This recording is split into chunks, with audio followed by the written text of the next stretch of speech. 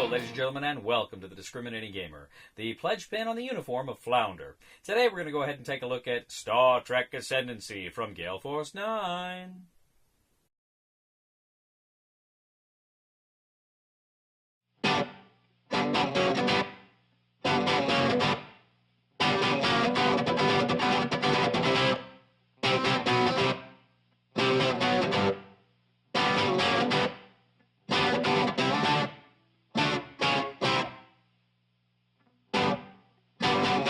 Full speed ahead, Mr. Sulu. My crazy concubine awaits. Mr. Spock, don't interfere. You are my science engineer. I warp 9, it girls a buzz. Oh. This goes far more deep than lust. Because my name is Captain Kirk. Since Siberius Kirk. My 5-year mission is to find my crazy concubine. In Star Trek Ascendancy, 3 players take on the roles of the Federation, the Klingon Empire, and the Romulan Star Empire as they compete for cultural or military dominance of the galaxy. The game is going to take place essentially in a 3x3 playing area. Each race is going to start out with their own home system. They're also going to get kind of a player chart that's going to kind of track their starship abilities, their production levels, a few other things there. And what you're going to do is you're going to have a number of your own spaceships. Now, spaceships can move at impulse speed. Essentially, that means they are going to create space lanes. Now, when they create space lanes, what you do is you roll a special die, and this die essentially says the number of space lanes. It's going to be a 2, a 3, or a 4. So you pull that out, and you put it next to your system. Now, each system can only have so many space lanes next to it. Impulse, you can move 2, and then when you move again, you can, of course, find the next planet. You place the next planet down there, and then all sorts of fun things happen. You actually have to draw an exploration card to see if there's another civilization there that maybe you can conquer or you can co-opt. You can also find out if there's, kind of some, supernova or stellar nursery there that maybe could be potentially dangerous to you. You might have to roll to see if you lose the ship. But also, too, critically, you can gain a research point if you stay there, and research points will, from time to time, at the end of every round, will pop up there. But essentially, as you're building this map of the universe, as long as it's only connected to one side, this thing can float, and you can move it to connect to other space lanes. But as soon as it's connected to 2 space lanes, it's fixed. So as you're going out, you're building this board, you're creating this kind of fixed system of interconnected worlds through the different hyperspace lanes. Now, that's just kind of basically how you create the board, but there's a little bit more to the game. Now, each round you kind of bid with resources for initiative. Now, at the beginning of the game, when you're not connected with each other, you haven't made first contact with each other, that doesn't really matter. You're kind of almost playing your own little game at the beginning of the game. You're just going out exploring and exploiting the world you find. But as you do make contact, you may want to go first, or you may want to have initiative in a certain order. Now, your basic resources here are culture, are research, and production. Production lets you build ships. Research lets you research technologies that are going to come up periodically.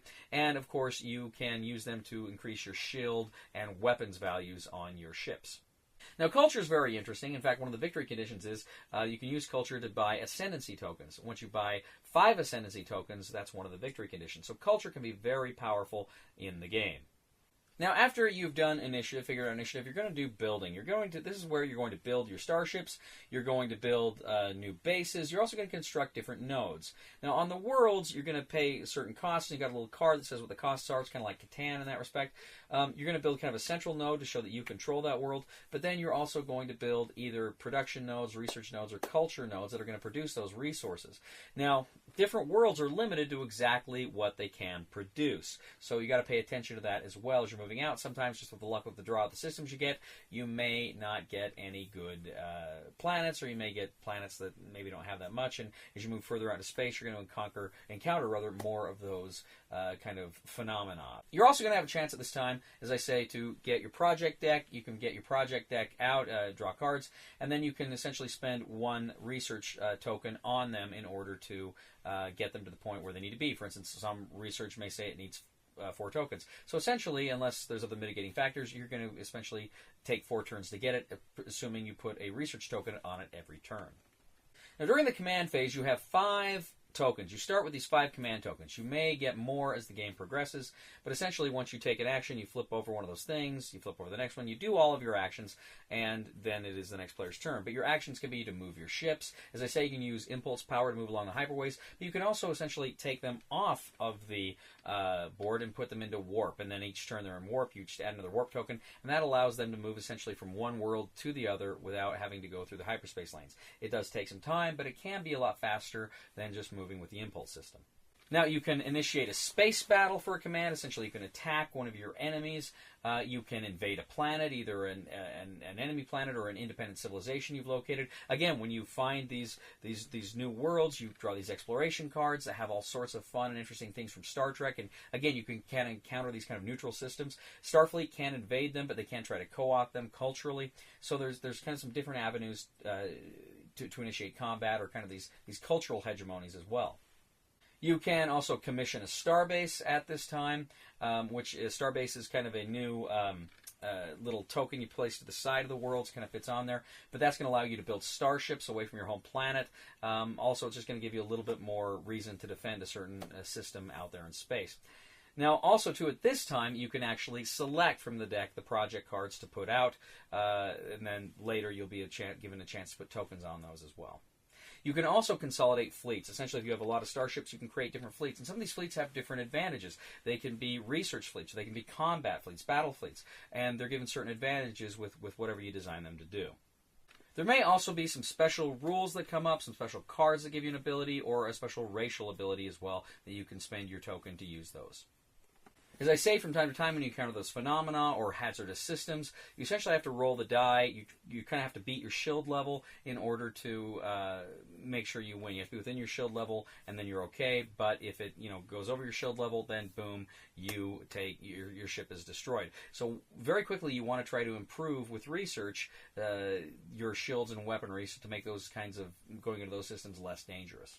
Now, once you come into contact with the other players, you can essentially have treaties, essentially exchange trade, which each of you give a certain number of production. This kind of essentially means you're at peace. You're not going to attack each other, though you can betray each other, but you can essentially, there's no reason not to do it if you have friendly intentions, because you're both going to gain production.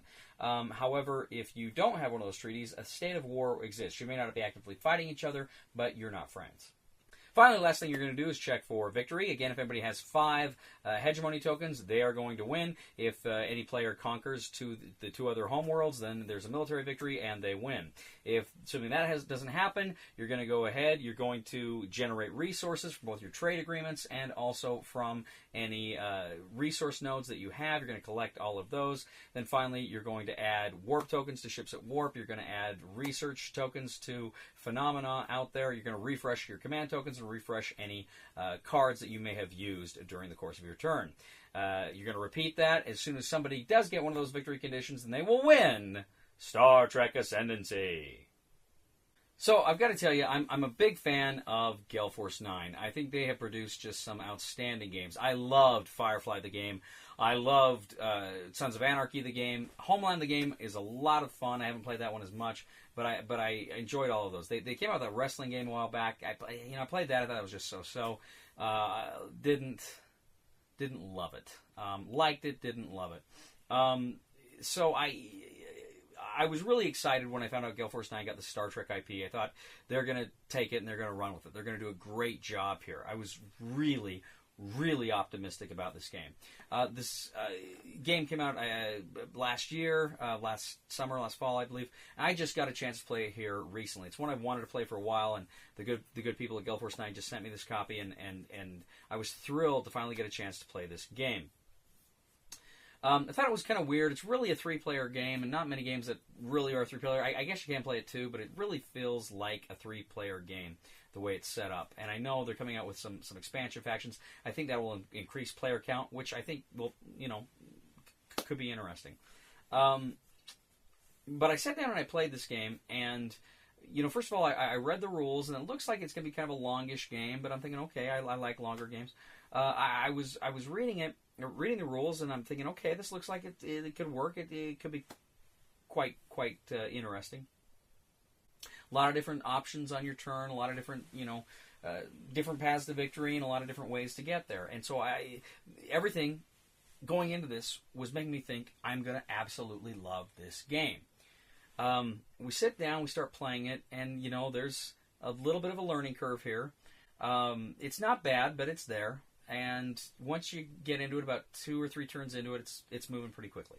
And you're playing the game, and you're going through the motions here of the game.